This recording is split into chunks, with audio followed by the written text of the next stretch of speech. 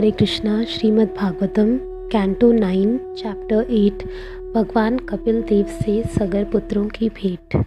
सुखदेव गोस्वामी ने आगे कहा, रोहित का पुत्र हरित हुआ और हरित का पुत्र चंप हुआ, जिसने चंपापुरी नामक नगर का निर्माण कराया। चंप का पुत्र सुदेव हुआ और सुदेव का पुत्र विजय था।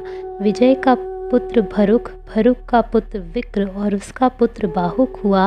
राजा बाहुक के क्षत्रियों ने उसकी सारी संपत्ति छीन ली, जिससे उसने वानप्रस्थ आश्रम ग्रहण कर लिया और अपनी पत्नी सहित वन को चला गया। जब बाहुक वृद्ध होकर मर गया तो उसकी एक पत्नी उसके साथ सती होना चाहती थी, किंतु उस समय आर्व मुनि ने यह जानते हुए कि वह गर्भवती है, उसे सती होने से मना किया। बाहुक की सपत्नियों ने यह जानते हुए कि वह गर्भवती थी, उसकी सौतें उसको भोजन के साथ विष देने का षड्यंत्र किया, लेकिन यह फलीभूत नहीं हुआ, किंतु इस विष सहित एक पुत्र उत्पन्न हुआ जो सगर कहलाया। बाद में सगर सम्राट बना। गंगा सागर नामक स्थान उसके पुत्रों द्वारा खोदा गया था। सगर महाराज ने अपने गुरु और्व के आदेशानुसार ताल जंग, यवन, शक, है तथा बर्बर जातियों के असभ्य लोगों का वध नहीं किया, अपितु उनमें से कुछ को बेढंगे वस्त्र पहनने को बाध्य कर दिया, कुछ के सिर घुटवा दिए लेकिन मूछें रखने दी, कुछ के बालों को खुलवा दिया, कुछ के सिर आधे घुटवा दिए, कुछ को बिना भीतरी वस्त्र के कर दिया और कुछ को निर्वस्त्र करा दिया। इस प्रकार ये जातियां भिन्न भिन्न वस्त्र धारण करने के लिए बाध्य की गईं, किंतु राजा सगर ने इन्हें मारा नहीं। आर्व मुनि के आदेशानुसार सगर महाराज ने अश्वमेध यज्ञ संपन्न किया और इस तरह पूर्ण पुरुषोत्तम भगवान को प्रसन्न किया, जो परम नियंता, समस्त विद्वानों के परमात्मा तथा सभी वेदों के ज्ञाता हैं। किंतु स्वर्ग के राजा इंद्र ने यज्ञ में बलि दिए जाने वाले घोड़े को चुरा लिया। राजा सगर के 2 पत्नियां थीं, सुमति तथा केशनी। सुमति के पुत्रों ने, जिन्हें अपने पराक्रम तथा प्रभाव पर गर्व था, अपने पिता के आदेशानुसार खोए हुए घोड़े को सर्वत्र ढूंढा। ऐसा करते हुए उन्होंने पृथ्वी को बहुत दूर तक खोद डाला। तत्पश्चात जब उन्होंने उत्तर पूर्व दिशा में कपिल मुनि के आश्रम के निकट घोड़े को देखा तो वे बोल उठे, यह रहा घोड़ा चोर, यह आंखें बंद किए बैठा है, यह निश्चय ही बड़ा पापी है, मारो मारो इसे। इस प्रकार चिल्लाते हुए सागर के 60,000 पुत्रों ने एक साथ अपने हथियार उठा लिए। जब वे मुनि के निकट पहुँचे तो मुनि ने अपनी आंखें खोली। स्वर्ग के राजा इंद्र के प्रभाव से सगर के पुत्रों की बुद्धि मारी गई, जिससे उन्होंने एक महापुरुष का अपमान कर दिया। फलस्वरूप उनके शरीरों से अग्नि निकलने लगी और वे तुरंत ही जलकर राख हो गए। कभी कभी यह तर्क दिया जाता है कि राजा सगर के सारे पुत्र कपिल मुनि की आंखों से निकली अग्नि से भस्मसात हुए थे, लेकिन विद्वान पुरुष इस मत की पुष्टि नहीं करते, क्योंकि कपिल मुनि का शरीर नितांत सात्विक था, अतएव उससे क्रोध रूप में तमोगुण प्रकट नहीं हो सकता, जिस तरह निर्मल आकाश को पृथ्वी की धूल दूषित नहीं कर सकते। कपिल मुनि ने इस जगत में असंख्य दर्शन का परिवर्तन किया, जो अज्ञान रूपी सागर को पार करने के लिए दृढ़ नाव है। निसंदेह भवसागर को पार करने के इच्छुक व्यक्ति को इस दर्शन का आश्रय ग्रहण करना चाहिए।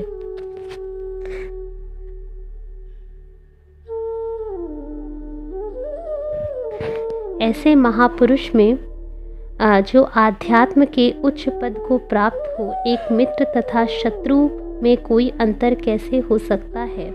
महाराज सगर के पुत्रों में एक का नाम असमंजस था, जो राजा की दूसरी पत्नी कोशनी के गर्भ से उत्पन्न हुआ था। असमंजस का पुत्र अंशुमान था तथा अपने बाबा सगर महाराज के कल्याण कार्य में सदैव लगा रहता था। असमंजस पिछले जन्म में एक महान योगी था, किंतु कुसंगति के कारण वह अपने उच्च पद से नीचे गिर गया था। जब इस जन्म में वह राज परिवार में उत्पन्न हुआ था और जाति स्मर्त था, अर्थात वह अपने पूर्व जन्म को स्मरण करने में समर्थ था, फिर भी वह अपने आप को दुर्जन के रूप में दिखलाना चाहता था। अतः वह ऐसा कार्य किया करता था जो जनता तथा उसके परिजनों की दृष्टि में ग्रहित तथा प्रतिकूल होता। वह सरयू नदी में खेल करते बालकों को गहरे जल में फेंककर उन्हें तंग करता था। चूँकि असमंजस ऐसे ग्रहित कार्यों में लगा रहता था, अतएव उसके पिता ने उससे स्नेह करना छोड़ दिया था और उसे घर से निकाल दिया। तब असमंजस ने उन बालकों को जीवित करके उन्हें राजा तथा उनके माता पिताओं को दिखलाकर अपनी योग शक्ति का प्रदर्शन किया। तत्पश्चात असमंजस ने अयोध्या छोड़ दिया। हे राजा परीक्षित, जब सारे अयोध्या वासियों ने देखा कि उनके लड़के पुनः जीवित हो उठे हैं तो वे चकित रह गए और राजा सगर को भी अपने पुत्र की अनुपस्थिति पर अत्यधिक पश्चाताप हुआ। तत्पश्चात महाराज सगर ने अपने पौत्र अंशुमान को घोड़ा ढूंढ लाने का आदेश दिया। अंशुमान अपने चाचाओं के पथ से होकर धीरे धीरे राख के ढेर तक पहुंचा और उसने उसी के निकट घोड़े को पाया। महान अंशुमान ने विष्णु अवतार कपिल नामक मुनि को देखा जो घोड़े के निकट आसीन थे। आयुष्मान ने उन्हें हाथ जोड़कर नमस्कार किया और दत्तचित्त होकर उनकी प्रार्थना की। आयुष्मान ने कहा, हे भगवान, आज तक ब्रह्मा जी भी आपके अगम्य पद को ध्यान या चिंतन द्वारा समझ पाने में असमर्थ हैं, तो हम जैसों की कौन कहे जो ब्रह्मा द्वारा देवता, पशु, मनुष्य, पक्षी तथा जानवर इत्यादि के विविध रूपों में उत्पन्न किए गए हैं। हम पूरी तरह अज्ञान में हैं, अतएव हम साक्षात ब्रह्म स्वरूप आपको कैसे जान सकते हैं। हे स्वामी, आप सबों के हृदयों में भली भांति स्थित हैं, किंतु भौतिक शरीर से आवृत सारे जीव आपको नहीं देख पाते, क्योंकि वे त्रिगुणमयी माया द्वारा संचालित बहिरंगा शक्ति के द्वारा प्रभावित रहते हैं। उनकी बुद्धि सतो, रजो तथा तमो गुणों में ढकी होने से वे प्रकृति के इन तीनों गुणों की क्रियाओं प्रतिक्रियाओं को ही देख पाते हैं। तमोगुण की क्रिया प्रतिक्रियाओं के कारण जागृत या सुप्त जीव प्रकृति के कार्य विधि को ही देख पाते हैं, वे आप भगवान को नहीं देख सकते। हे प्रभु, प्रकृति के तीनों गुणों के प्रभाव से मुक्त हुए साधु पुरुष तथा ज्ञान के पुंज चारु कुमार सनत, सनक, सनंदन तथा सनातन ही आपके विषय में सोच सकते हैं। भला मुझ जैसा अज्ञानी व्यक्ति आपके विषय में कैसे सोच सकता है।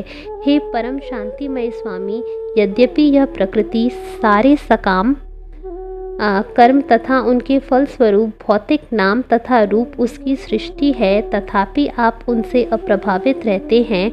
अतएव आपका दिव्य नाम भौतिक नामों से भिन्न है और आपका स्वरूप भौतिक स्वरूपों से भिन्न है।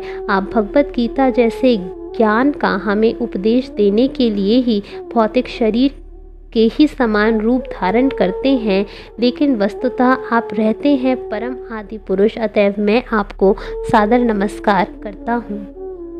हे भगवान, जिनके मन काम, लोभ, ईर्ष्या तथा मोह से मोहित हैं, वे आपकी माया द्वारा सृजित इस जग में झूठे ही घर, गृहस्थी आदि में रुचि रखते हैं। वे घर, पत्नी तथा संतान में आसक्त रहकर इसी जगत में निरंतर घूमते रहते हैं। हे समस्त जीवों के परमात्मा, हे भगवान, मैं अब आपके दर्शन मात्र से सारी काम वासनाओं से मुक्त हो गया हूँ, जो दुर्लभ मोह तथा संसार बंधन के मूल कारण हैं। हे राजा परीक्षित, जब अंशुमान ने भगवान का इस प्रकार महिमा गान किया तो महामुनि कपिल ने, जो विष्णु के सशक्त अवतार हैं, उस पर कृपालु होकर उसे ज्ञान का मार्ग बतलाया।